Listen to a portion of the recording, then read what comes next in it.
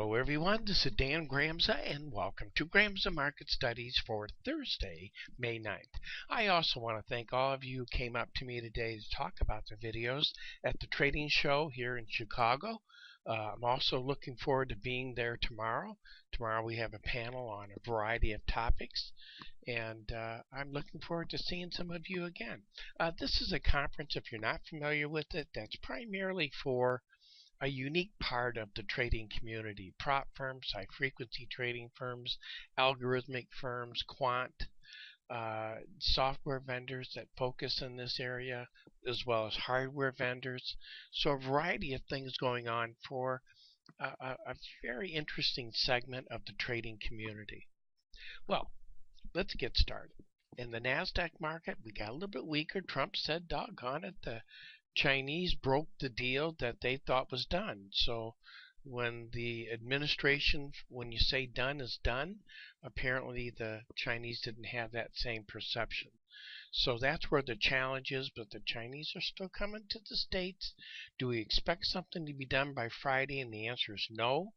But I think right now this market's waiting for information to react to, and that's reasonable. So I don't think there's anything that you and I should be concerned about or too concerned about here. I think it also bleeds through when it comes to looking at these currencies. Let's take a look at what's happening with the yen. It's getting stronger. It's maintaining that momentum. Can it continue as we go into the weekend? I think we need to be cautious here on the long side for that market. And when it comes to interest rates, well, in interest rate markets, what we're seeing here, if we take a look at the bonds, they're stopping to take a breath, waiting to reassess what's going on. I'm still bearish on this market, but it's in a very neutral stance at the moment. And in the metals market, the thing that really does fascinate me is right here with copper. You're still seeing weakness. This is Asia that's trading right now. Everything really depends on China, the very large consumer of copper in the world.